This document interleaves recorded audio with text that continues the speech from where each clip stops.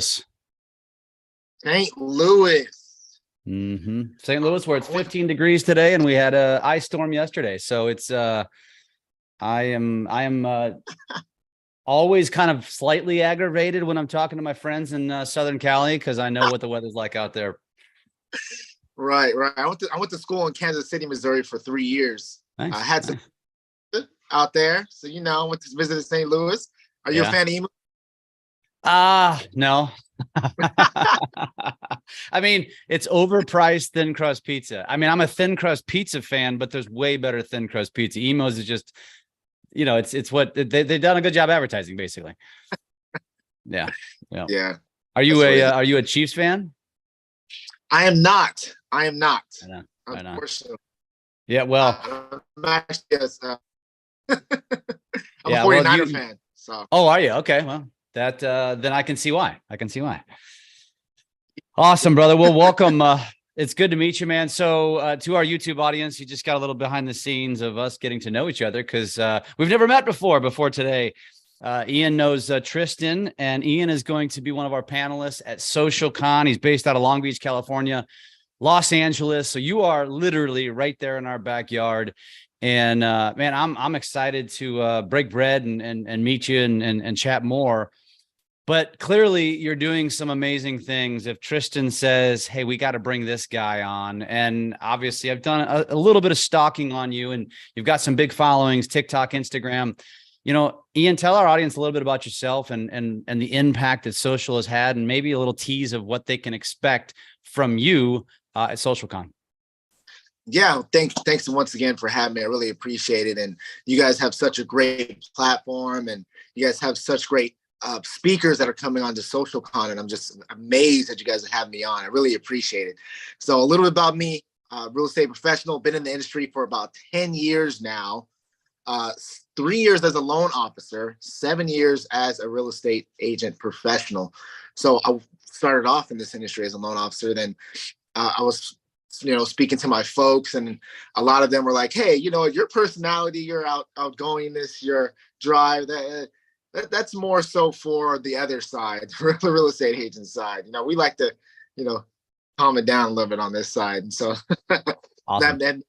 I want to do the switch, and I haven't looked back ever since. Loved it. Awesome. Loved it. Based here in Los. Go ahead. I was going to say, at what point did social media become a big part of your business? Yes. So social media became a huge part of my business. I would say, just like with a lot of people during the pandemic, right? Things were shutting down. We'd have to figure out a way how to maneuver in this business where we couldn't door knock. You know what I'm saying? We couldn't go out and hold open houses. We couldn't just go out and meet people. You know what I'm saying? And so I took that. Plus, during that time, I had my first child. My first child was born on the day, the day we had officially locked down. Yeah, my first child was born. So I really couldn't be out there in the street. Number one, because of COVID. I don't want to bring it out for myself, because we didn't know what it was. Yeah. Number two, I definitely didn't go home to my newborn child, right? So I had to figure out how to way to get out there, get myself seen, prospect, and just differentiate myself, and then let people know, like, yeah, I'm still working, I'm still in the industry, and it's still happening. So that's why that's when I use social media, and it took my following from, I want to say, around 2,000 people on Instagram to about, I think I'm at somewhere around 11,000 on Instagram. Yep. And the last 2 years, I haven't even worked at how I really should have, really. And then 0 following to about almost 20,000 on TikTok. So I'm a huge advocate for social media, 100%. I love it. Which platform did you gravitate towards first? Would you say it was Instagram? Yes. I gravitated towards Instagram just because it's a little bit more of my demographic. You know what I'm saying? I'm 35. So a lot more people my age are on Instagram. I love TikTok, though. Don't get me wrong. I love TikTok. I act the absolute fool on TikTok. And it's really cool because not a lot of my generation and the older generation see me act a fool on TikTok, but the younger generation, they love it. Yeah. I know that all too well. I've got you by 10 years and I love TikTok. So I will say though, as my daughters, and I have a 4-year-old daughter, but I also have a 22 and a 19. And they remind me all the time about how us boomers always overtake their social platforms and then they just move off to something else. So it's I think we're almost there. They're still on TikTok because they've got bigger followings than I do, but it's just a part of life, evidently, like Facebook and then Instagram and now TikTok and whatever. What are you gonna do? Or then. Yeah. MySpace before then. Yeah, exactly. So is there like just to give us a little teaser, like as it relates to, I mean, you've mentioned you act a fool, which is honestly, I mean, that's a unfair way to describe it, in my opinion, because I think it actually gives it a bad rap. And you and I both know that the acting a fool it's called entertainment, but if you put the two together, it becomes edutainment. And it's some of those things we preach. Like one of your video strategies should be trending sounds, the lip syncing videos. And a lot of agents, like traditional agents, look at that and say, well, that's not very professional. But the reality is, why are consumers on social media? Not to listen to you, a talking head. They want mindless content. They want fun, right? So what would you say to that? Because clearly it's working for you. What would you say to somebody who says, yeah, that's not professional, I wouldn't do that?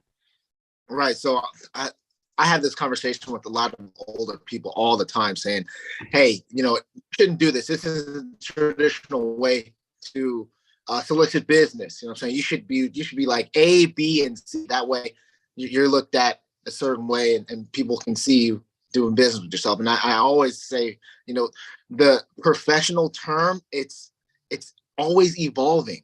So what's professional to my generation is definitely not what's professional to your generation. So if you want to pick up, you want to get more clients, you want to broadcast your clientele, you have to move with the times. And this is the times. You got to face it. If you're not moving with the times, you're going to be left behind. But to your point, yes, I'm a huge edutainer. No one wants to just sit down, learn something, and just be bored, monotone for 30 minutes straight. No one wants to hear me talk for 30 minutes straight in a monotone voice. Like, that doesn't work. You're going to lose me, especially me. I have a attention span of a ferret. So if someone's just sitting there being very still and not smiling or anything like that, you lost me. I'm thinking about groceries. I'm thinking about, going to the gym, whatever. You know what I'm saying? So my is shock and awe a lot of the time. So I want to shock the viewer, you know what I'm saying? Say something crazy, say something wild, coming from left field, where they're like, why did he say that? Why did he do that? Why is he wearing that? Then that hooks them. Then as they're following along, figuring out what exactly they're watching, like, oh shoot, he's actually speaking on something that I can learn from. This is something very interesting. I like that. Cool. I'm going to stay on here so I can learn a little bit more. Whereas opposed to if I just sat here monotone in a suit like this, just straight, you know what I'm saying, people would just bypass me. And just has a I love it, man. And what you said, you mentioned nobody wants to watch a monotone for 30 minutes. Nobody wants to watch a monotone for 60 seconds anymore. Like you've got to have pattern interrupts, or you can't keep their attention for 3 seconds, let alone 30 seconds. So I love that. Now, do you have a presence on other platforms besides just TikTok and Instagram? Do you also spread it out? You know what? I need to work on my YouTube and LinkedIn and whatever other platforms that are out there. But right now I'm focusing on TikTok and Instagram. What kind of platforms do you have? Well, I'm on all six. Well, all six by Facebook, Instagram, TikTok, LinkedIn, Twitter, YouTube. But my focus is Instagram, TikTok, Facebook, and then I have VAs that just take the content that already exists and spread it out to the other platforms. So but yeah, I mean, it's what we tell people is like, once you build that cadence, once you get to that point where the consistency of creating content is already there for you, that's not the hard part, which is for most, then it's a matter of spreading that seed far and wide. And so I was just curious. I mean, I got to get to know you. So I got to know how you roll with the YouTube and Twitter for sure. Yeah. Yeah. I mean, you just never know, it's like, what's the harm in putting your content out there? Because consumers spend most of their time on one platform. And so the same video that you have on TikTok that you think, well, I'm not going to post it here because I'm going to annoy people. No, the people that are seeing on TikTok probably are not going to see it anywhere else. And frankly, only 10% of your audience is actually seeing your content anyway on any platform. So consistency is the name of the game. Yeah, 100%. Totally agree. Love it, man. Well, we're excited to have you. April 3rd and 4th, LA, Hyatt Regency at LAX. I'm looking forward to hanging out. And one of the things that I don't know if you know this, Ian, but what we're going to do, especially with the panelists, and they're going to be some long panel time frames. I think we've got them for 90 minutes. And the purpose of them is part of the things we want to do from you guys is not just pick your brain as to what you're doing now, but to pick your brain to say, okay, you just heard some keynote speak. What did you take from that? Because what we want our audience to do is be able to walk away from this conference and say, I have tangible, tactical things that I didn't think like that. Like Ian picked something out from Gigi that I hadn't thought to pick out. That's brilliant. I'm going to take that and I'm going to run with it.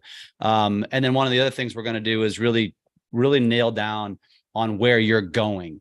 And so it's not a matter of where you've been or what you've done. It's what are you doing next? What are you going to go do next? And so now that I've planted that seed, you've got plenty of time to think about it. And we look forward to seeing you, brother. Yeah, once again, I'm very happy that you guys are having me on. And part of the reason why I agreed to be on is so I can be close knit with some of those other presenters, because they're amazing and they're doing great things.